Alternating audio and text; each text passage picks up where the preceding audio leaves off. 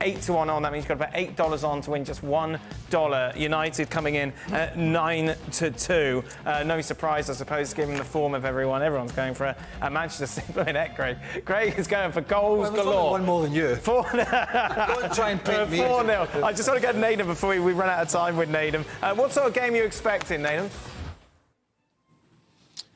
I'm expecting United to try something a bit different. I think in recent weeks they've tried to play a formation which features lots of people going through the middle. You know, that's why we've seen Højlund at times be on the bench. So maybe that'll be a way for them to, you know, possibly cause Man City some trouble. But I think for the way that City play, they've seen that. You know, the players, as the interview went with Alexis and Kyle Walker goes, you know, they don't feel the same pressure as they did last year, where obviously they played well enough to win it, but it wasn't their best version of themselves. Whereas I think for these guys now, they've achieved the goal that they wanted more than any other, which was to win their 4th Premier League title in a row last weekend.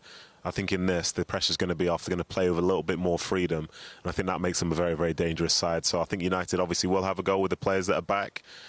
But in the end, I think everyone's leaning City because they know the quality that they have is there. And this occasion feels very different to a year ago where we can probably see a better version of them. Did Nedum actually say that? What's that? Very, very dangerous side. Well, he's trying to build up, isn't he? That's it. Seriously? I mean, Manchester United at Old Trafford, even though they've won most of the games there, haven't been good. But away from home, they've been rotten. They've had 2 decent results away from home all season. A 0-0 draw with Liverpool, and they beat Villa 2-1. The other games they've won are against Sheffield United, Burnley, teams like that. And away from Old Trafford, they have been absolutely awful. And then, of course, add to that, given Manchester City have run riot pretty much every year. Seriously. The only thing that beats City tomorrow is City. Right. If they don't turn up. If they don't turn up, if they are wasteful in the final third, then they'll create a lot of chances. They'll dominate the game. The game will be pretty one-sided, I would imagine, with United looking to do what they've always done in this fixture in recent years, is play on the counter-attack. So if they're wasteful in the final third and a bit sloppy at the back, that's kind of where you could, you know, paint a picture of a United possible win. And it has happened before. I mean, even in Solskjaer's time, you know, they've been... Yeah. It's a few years ago now when they went to Old Trafford. Etihad pretty much got battered, hit them on the counter attack. It's not something unusual, but this City side, I don't see them. They're not the kind of team that when they're standing over you with their foot on your throat to feel sorry for you. They're not that kind of team. There's been a lot of talk, as Craig mentioned, about Marcus Rashford over the past few days, given his omission from the England squad. Speaking ahead of the game, his goalkeeper very much backing the Englishman. Rashford, how many goals he scored last season? 30. Rashi, how many goals he scored this season? 7, 8. We are talking about the same player, no? He's a bad player. So last season he was good. This season is bad. No, it's just a moment. You can have a bad season.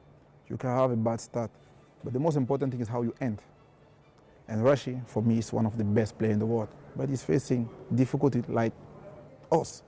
But not only him and me, but the whole club. And he will come back. I know my killer will score some goal, some important goal for us. And hopefully Saturday he scored 2 and we win the FA Cup. How many goals he scored last season? Lots. This season, not as many. Tell you what, he looks very happy for a man that's playing the bad team, doesn't he? Well, I think he's missing the big picture here, isn't he? Which he's not going to say it. Is like everybody can go through a period where they're hot and cold. And last year, by the way, and we see this with a lot of players, he was in contract negotiations. And he posted the most magnificent numbers, as you can see. And it's nobody's fault if you can't do that the second year on the spin. Listen, you can't criticise a player for that. That sometimes can happen. What you can criticise him for is something that many have for a lot of games this year, not them all. There's been some where he's buckled down. The Liverpool games have been one of them, where he turned up.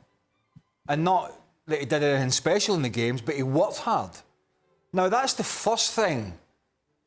When a manager wants his players all singing from the same hymn sheet, it's a work rate. And we can talk about Rashford's form all we want and say, well, last year he was great and this year he hasn't scored the goals. But he hasn't worked hard enough for his team, for his manager. He's sauntered around.